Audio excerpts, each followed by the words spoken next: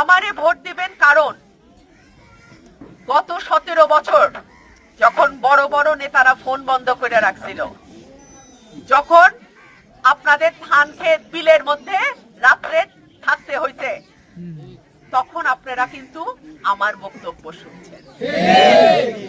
আপনাদের মনে একটা বল ভরসা হয়েছে না, একের সব ভাইসা যায় নাই, আমরার কথাও কেউ না কেউ বলে, ঠিক কিনা? আজকে যদি আপনারা আমাকে ছেড়ে যান, আমার কিন্তু কোথাও কেউ থাকবে না।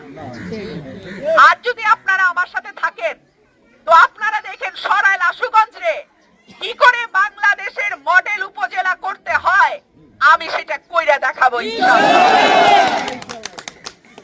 প্রিয় ভাই ও বোনেরা, একটা দেশে দল আসবে, দল যাবে, ক্ষমতায় একবার এই দল আসবে, আরেকবার ওই দল আসবে।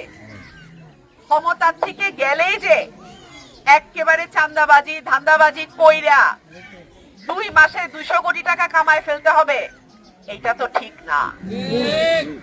আরেকজনের ব্যবসা দখল করা, বালি উঠানো, মাটি ভরাট করা, এগুলা তো ঠিক না, ঠিক?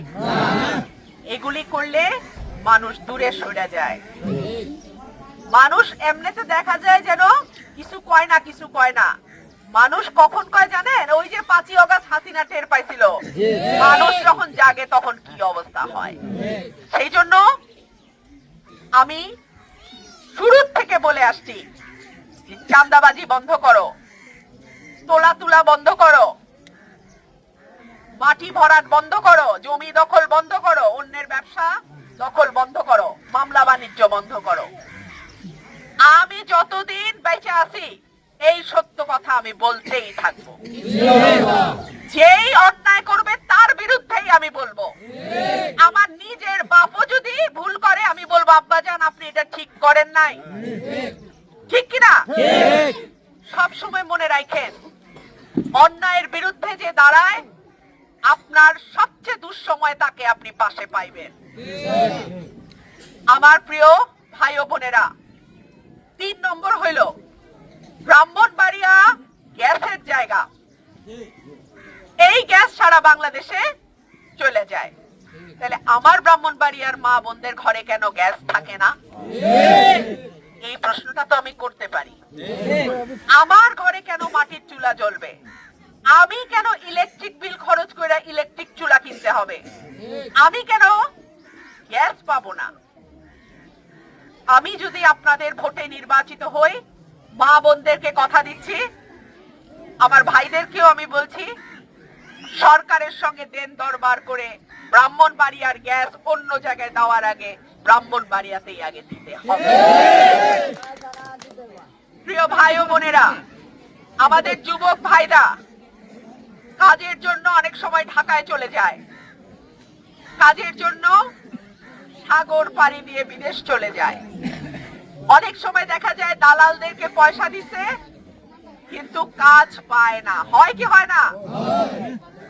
ইনশাআল্লাহ আমার এলাকার যুবক ভাইদের জন্য কাজের পাশাপাশি তারা যাতে ট্রেনিং নিতে পারে বিভিন্ন বিষয়ে, কম্পিউটার ট্রেনিং, পোল্ট্রি ফার্ম করার ট্রেনিং, যাতে তারা ঘরে বসে তাদের আয় রোজগার চালায় যেতে পারে, আয় রোজগার করতে পারে, সেই ব্যবস্থাও আমি করব ইনশাআল্লাহ। আমাদের যে সরকারি হাসপাতালগুলো আছে, সেইখানে গেলে ডাক্তার পান, ওষুধ পাওয়া যায়, বিনা পয়সায় ফ্রি ওষুধ পাওয়ার কথা, পান? মেশিনগুলা নষ্ট, ওকে জো কেন? যাতে প্রাইভেট হাসপাতালে গিয়া 4 গুণ বেশি টাকা খরচ কইরা আপনাদের চিকিৎসা নিতে হয়, ঠিক কি ঠিক না? আমি যদি এমপি নির্বাচিত হই, এমপি আমি এলাকায় চিকিৎসা নেব, তারপরে আমি দেখব হাসপাতালে ডাক্তার থাকে না কেমনে, ওষুধ থাকে না কেমনে, মেশিন নষ্ট থাকে কেমনে। সরাইল আশুগঞ্জে দফায় দফায় আপনারা একই মানুষকে ভোট দিয়ে এমপি বানাইছেন। তিনি আল্লাহর কাছে চলে গেছেন, আমার তাকে নিয়ে কোনো বক্তব্য নাই, আল্লাহ তাকে বেহেশত নসিব করুক। কিন্তু এই যে 18 সালের সংসদে যখন আমরা একসাথে গেলাম, 365 দিনের মধ্যে একদিন মাত্র উড়ে গেছে সংসদে, তাহলে চলতো? 5 বছরের মধ্যে 3.5 বছর আসিলাম সংসদে, এর মধ্যে যদি একদিন যায় তা অফিস চলবো? তা আপনাদের সুখ দুঃখ ভালো মন্দ কে বলবে? আমি আপনাদের প্রার্থী, আমি কোনো দলের প্রার্থী না। আমি আপনাদের ঘরের মেয়ে, ঘরের প্রার্থী। আমাকে যদি আপনারা ভোট দেন, ইনশাআল্লাহ সংসদের প্রথম দিন থেকে আপনাদের পক্ষে আমি যে আওয়াজ তুলবো, যে কাজ হাতে নেব, যে প্রকল্প নেব, 5 বছরে সেটা আপনাদের বুঝাইয়া দিয়া তারপরে আমি ছুটি নেব ইনশাআল্লাহ।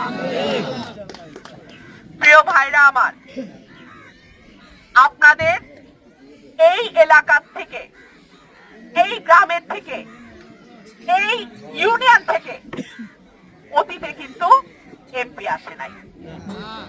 এইবার যদি আসে তাহলে সেই ভুদুন্তি থেকে আরম্ভ করে ভুদুন্তি, চান্দুরা, নোয়াগাঁও, শাহবাজপুর, সাজ্জাপুর, এই 5টা সহ আরো বাকি যে ইউনিয়ন গুলো আছে, ইনশাআল্লাহ বাংলাদেশে তাকায় থাকার মতন আমি রাস্তাঘাট করে দেব ইনশাআল্লাহ। আপনাদের চাওয়া ছোট ছোট, অল্প অল্প চাওয়া, একটা খেলার মাঠ, মসজিদটা একটু ভালো করে দেওয়া, কিংবা এলাকার ছোট একটা রাস্তা হয়তো ঠিক করে দেয়া। কিন্তু আমি যদি আপনাদের ভোটে নির্বাচিত হই, আমি বিশেষজ্ঞ পরামর্শ নিয়ে, ইঞ্জিনিয়ারদের পরামর্শ নিয়ে কমিটি করে এলাকার কি কি জায়গায় হাত দেয়া যায় সেই কাজ আমি করবো ইনশাআল্লাহ। অনেকে বলে আপাত স্বতন্ত্র হইব, হইলে সরকারি এমপি হইব না, তা আবার কাজ করবো কেমনে? হাসিনার আমলের 5 বছর যদি চোখ রাঙায়া হাসিনার কাছ থেকে চলে আসতে পারি, আর কোন বাপের বেটা নাই যে আমারে থামাইতে পারে ইনশাআল্লাহ।